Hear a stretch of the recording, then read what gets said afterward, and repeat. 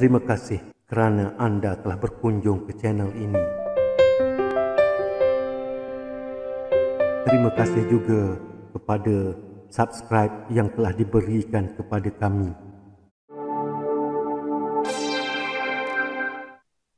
Sebelum ke Olimpik Tokyo 2020, pemberian insentif tunai seperti tidak wujud dalam kamp atlet Filipina. Semua atlet yang bertanding hanya fokus untuk memberi persembahan yang terbaik untuk negara mereka. Namun, segalanya telah berubah apabila Hedelin Diaz membawa pulang pingat emas untuk negaranya.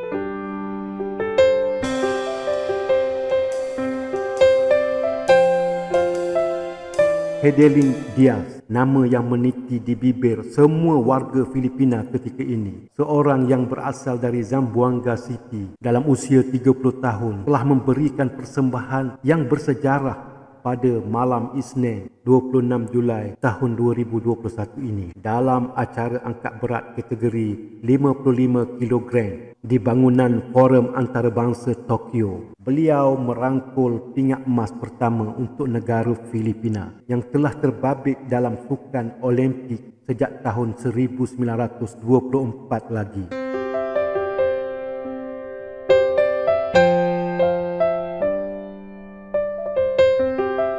Dengan ketinggian 5 kaki dan berat badan 54.9 kg, beliau telah mengangkat bebanan seberat 127 kg, menjuarai dengan skor keseluruhan angkatan sebanyak 224 kg.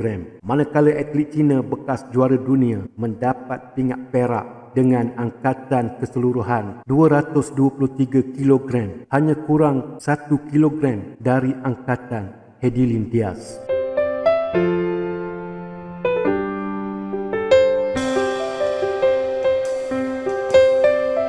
Sebelum kita bercerita tentang hadiah kemenangan yang telah menjadi milik Hedelin Diaz, pasti tidak lengkap kalau kita tidak melihat jalan menuju kecermelangan yang pasti tidak semudah untuk mengangkat bebanan pada hari kejohanan itu.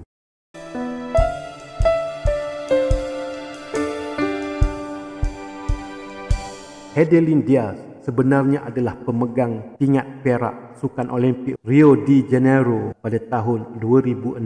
Manakala pingat emas di Sukan Asia pada tahun 2018 juga telah menjadi milik Diaz. Namun, cerita Hedelin Diaz merangkul pingat emas Olimpik telah menjadi liputan akhbar-akhbar di seluruh dunia, termasuk The New York Times, CNN dan akhbar-akhbar utama di negara China.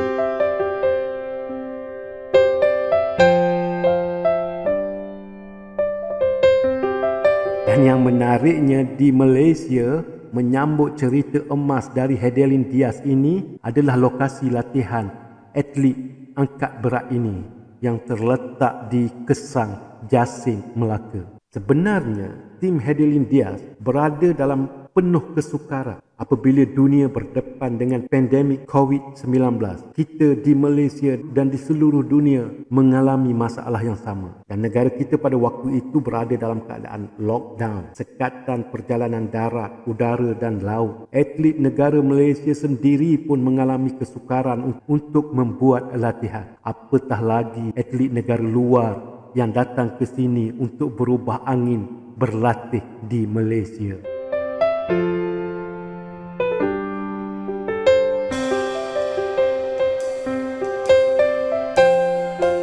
Untungnya, Hedelin Diaz dikelilingi oleh orang-orang baik, orang-orang yang mahu melihat kejayaan sukannya, bukan melihat dari mana atau siapa mereka.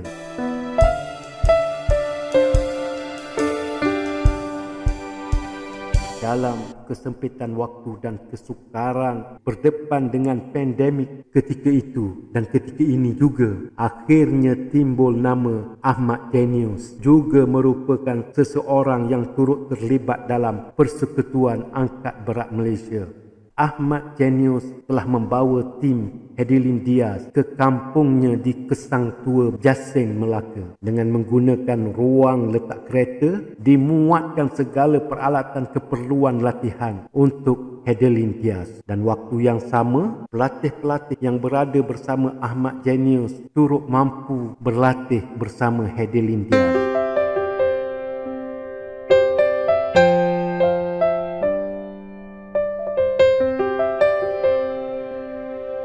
Maka timbul catatan-catatan lucu di media sosial yang menyebut emas Olimpik Tokyo acara angkat berat hadir dari parking kereta, bukan dari gimnasium yang lengkap berhawa dingin. Itu lontaran-lontaran yang ditulis secara santai di media-media sosial.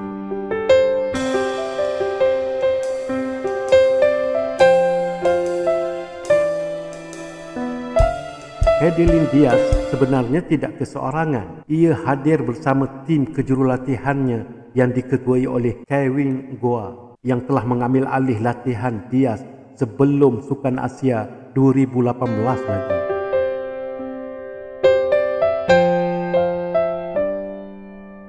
Sudah tentu nama Ahmad Genius dan tapak parking kereta rumahnya di Kesang Tua, Jasin, Melaka turut menjadi sejarah di sebalik kejayaan Hedelin Diaz yang berjaya merangkul pingat emas Olimpik Tokyo 2020 ini.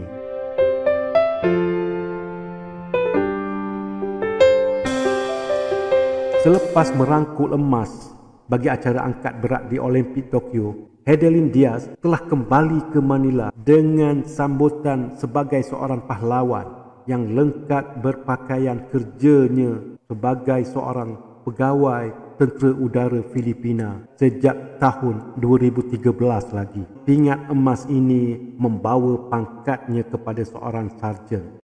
Cukup emosi bila mendapat kunjungan hormat dari Presiden Filipina sendiri, Rodrigo Duterte.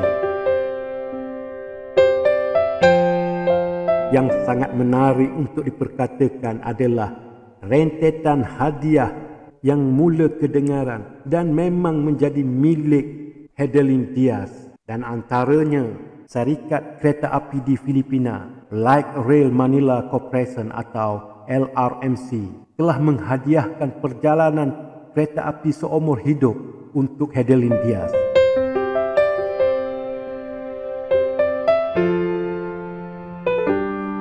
Kejutan hadiah hadir lagi menerusi dua syarikat penerbangan, iaitu Air Asia Filipina dan Filipina Airlines, yang tampil menghadiahkan penerbangan percuma untuk seumur hidup Hedelin Diaz.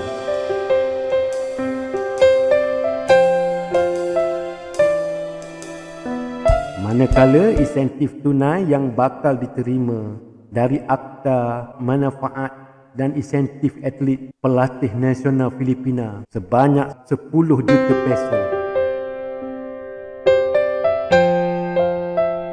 Datang lagi insentif tunai dari Yayasan Sukan MVP Mogul Telco, Manny V. Pangilinan sebanyak 10 juta peso. Manakala insentif tunai dari San Miguel Corporation juga dengan nilai 10 juta peso. Masih ada insentif tunai dari Timbalan Speaker Dewan Michael Romero dengan nilaian 3 juta peso. Datang pula insentif tunai dari pemerintah daerah Zamboanga City, daerah kelahiran Hedelin Diaz, sebanyak 2.5 juta peso. Sebenarnya masih ada lagi syarikat-syarikat swasta yang lain turut menyumbangkan hadiah kepada Hedelin Diaz. Dia sebenarnya telah memperolehi insentif tunai lebih dari 50 juta peso, dan anda boleh ringgitkan sendiri nilai yang sudah pasti menjadikan Hedelin Diaz yang sudah bergelar jutawan. hasil dari penglibatannya dalam sukan angkat berat. Rentetan hadiah-hadiah yang diterima oleh Adeline Diaz bukan berhenti setakat tunai, setakat tiket kereta api dan setakat tiket penerbangan percuma. Diaz turut menerima 1 unit kondominium berserta perkhidmatan gas seumur hidup secara percuma di Manila. Dan turut menerima 1 unit rumah berperabot lengkap di kampung halamannya di Zamboanga. Diaz turut mendapat hadiah sebuah kenderaan. Hadiah-hadiah yang diterima ini sebenarnya belum diambil kira dari syarikat-syarikat kecantikan atau syarikat konsumer. Malahan berlumba-lumba jenama-jenama perniagaan di Filipina untuk turut serta dalam mencatat nama sebagai koleksi hadiah Adeline Diaz. Apa yang lebih menarik, jurucakap Presiden Harry Rockwell telah meminta Kongres untuk meluluskan undang-undang yang akan memberi pengecualian cukai untuk segala ganjaran tunai yang telah diterima oleh pemenang pingat emas Olimpik yang pertama Filipina, iaitu Adeline Diaz. Sebenarnya bukan sahaja di Filipina, malahan di seluruh negara-negara di dunia ini yang telah membuktikan memenangi pingat emas di sukan Olimpik pasti diiringi dengan hadiah-hadiah sebagaimana yang dimiliki oleh Adeline Diaz. Dan ini sebenarnya patut dikejar oleh orang-orang muda yang bersedia untuk menghambakan diri kepada acara sukan. Sebagaimana yang pernah disebut oleh Adeline Diaz dalam Instagramnya pada 28 Julai tahun 2021 ini. Saya tidak dapat melakukan ini. Mustahil untuk saya melakukan semua ini secara sendiri. Terima kasih Tuhan kerana membawa orang, sokongan dari pemerintah, sokongan secara pribadi, sokongan keluarga, rakan-rakan dan pejuang doa untuk saya membuat ini berlaku dan ini menjadi mungkin berlaku. Terlalu banyak perkara yang mampu diperkatakan bagaimana Adeline Diaz boleh mencapai kejayaan ini, dan pasti tidak mampu untuk dimuatkan dalam konten kali ini. Dan saya pasti akan hadir lagi konten tentang bagaimana Adeline Diaz mampu meraih pingat emas di Olimpik, mampu meraih kejayaan dalam sukan angkat beratnya. Kami di channel ini mengucapkan berbanyak-banyak terima kasih dengan kunjungan anda, dengan subscribe anda dan kongsikan cerita ini. Sekian untuk kali ini dan saya ucapkan berbanyak terima kasih kepada semua pengunjung di channel ini. Sekian, terima kasih.